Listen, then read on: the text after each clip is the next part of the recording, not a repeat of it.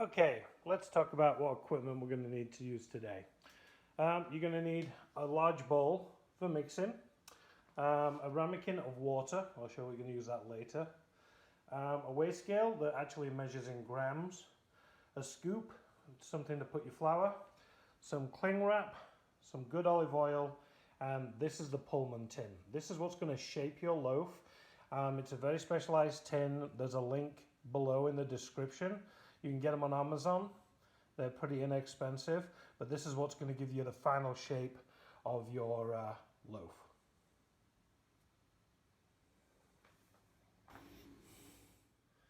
So first thing I'm going to do is we're going to add 750 grams of flour. Now this is not all-purpose flour, this is bread flour.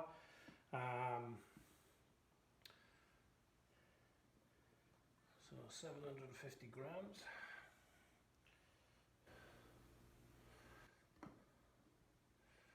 Now the reason we're doing this by grams and not by cups is to be a bit more accurate.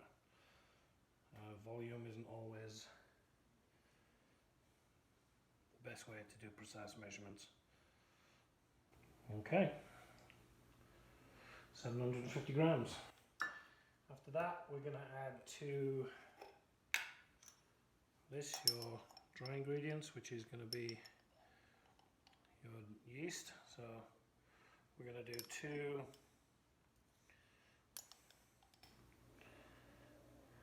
teaspoons of active dry yeast. That's a half teaspoon. And I know this is going to be controversial, but I'm going to put in some salt with the yeast. And again, we're going to do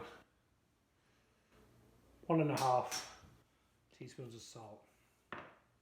The reason I've got the salt in there is for taste, so you can adjust that quantity and change it as much as you want. Again, this is my personal preference. Next thing we're going to do is straight from the faucet. We're going to add 500 milliliters of water.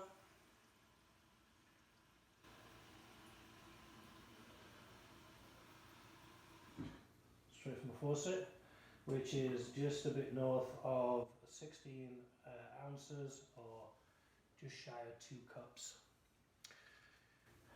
Okay. Before we add the water, we're going to combine all our dry ingredients. The dry ingredients, make sure it's all well incorporated, just like mixing cement. You want to make sure it's all incorporated. This is why I didn't mind adding the salt, because I can basically incorporate it all in. People say the salt will kill the yeast. 20 years of doing this, I've never had a problem with this. Next, you add your 500 milliliters of water, and then we mix. I use a wooden spoon just to get it started. Just try and get as much of that flour off the sides.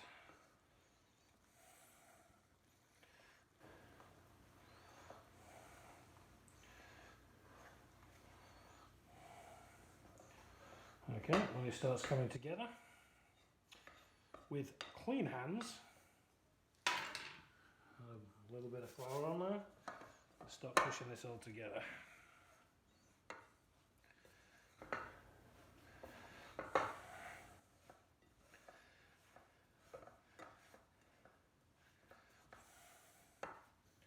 You can use both hands, but I broke my wrist a few months ago and it's still a little tender, so for this purpose I'm using one.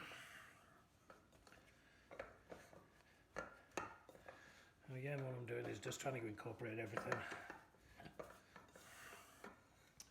I'm going to turn it out onto your work surface.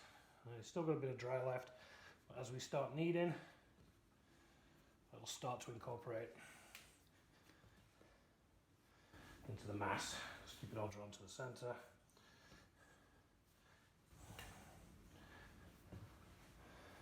You'll see it start coming together as a dough. Now, again, if it gets too sticky, like it's getting now, just add a little bit of flour.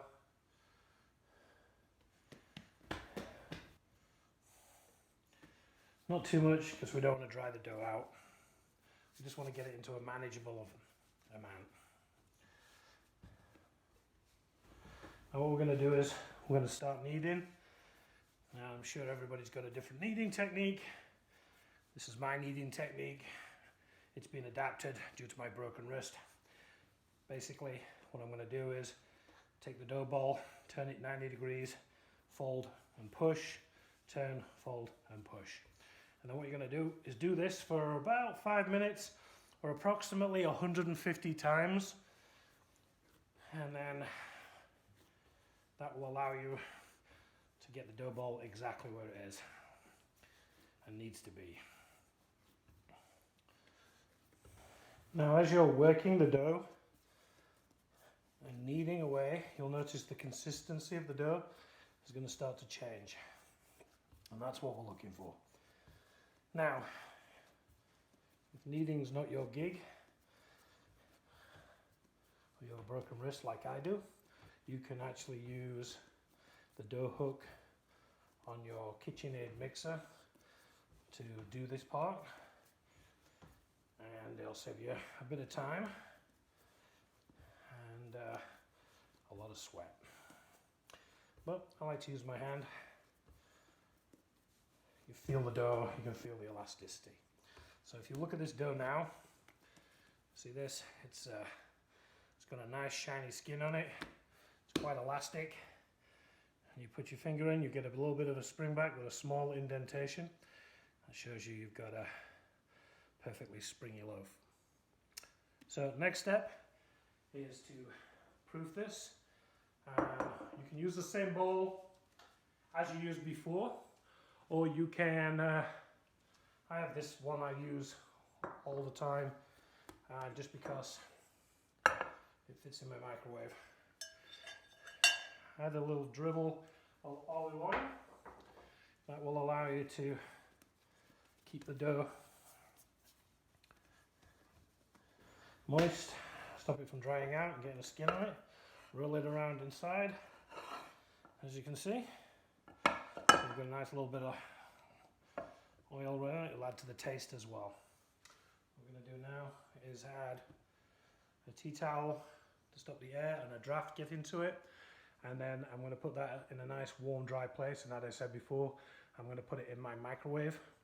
And not to cook it or anything, it's a place where there's no drafts, and it's out of the way. So we're going to proof that. Let's move on. So sat in my microwave 20 minutes in. As you can see, it's starting to rise up the glass bowl. You'll see the oil there at the top pooling. That'll stop it from sticking to the side and also coat it as it rises. Okay, so now we've left this to proof for an hour and a half. And as you can see, we got a nice rise there. Still got some oil on the side. So what we're going to do is we're going to turn it out, and I'm going to turn it out directly into your Pullman tin. This is what gives it its shape, makes it into that sandwich shape. So it's 4 inches by 4 inches, and this is 13 inches long. You can get smaller ones for doing smaller loaves, but I found this recipe fits in this tin perfectly. So let's get ahead and do that. So we're going to pour this straight in. Boom. And what we're going to do is we're going to knock the air out of this and shape it. A little flour. And we're just going to push it down and knock it back. And we're degassing and we're knocking the air out. So I'm just topping it just to show you.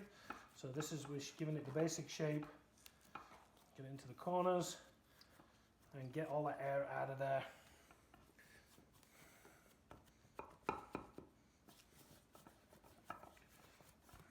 Okay, so now it's degassed. And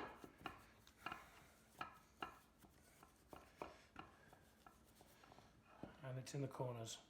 Okay, so we're gonna Now put the lid on, and it's going to go back in the microwave for approximately another hour.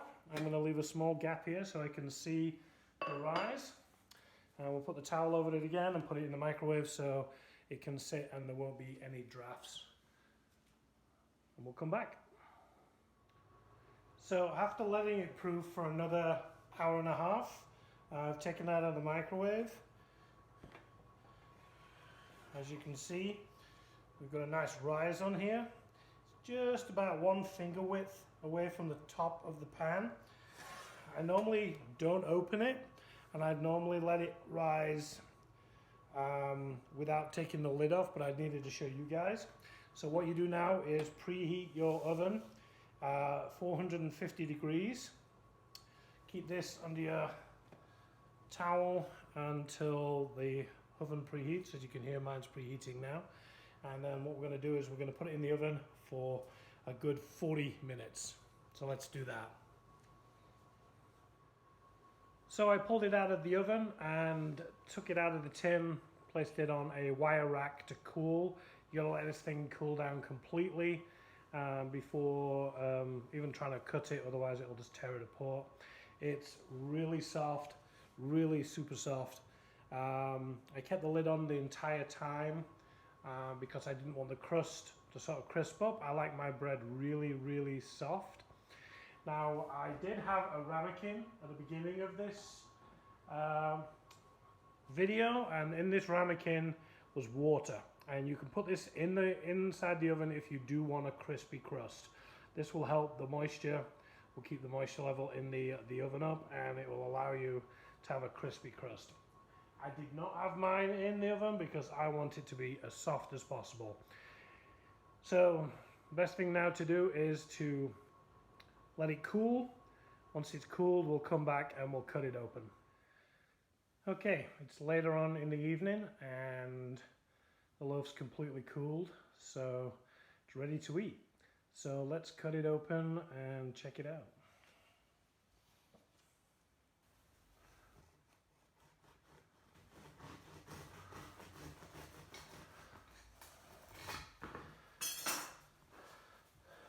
Okay, sweet, super soft, super tender, very delicate crust on the outside, just the way I like it.